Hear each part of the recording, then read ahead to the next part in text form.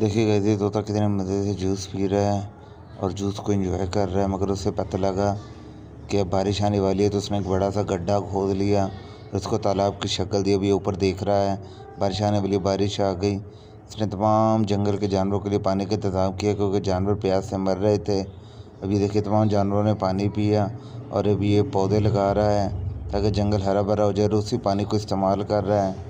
मगर ये तोता उदास है, किसी ने लाइक एंड सब्सक्राइब नहीं किया। वीडियो अच्छी लगे तो लाइक एंड सब्सक्राइब।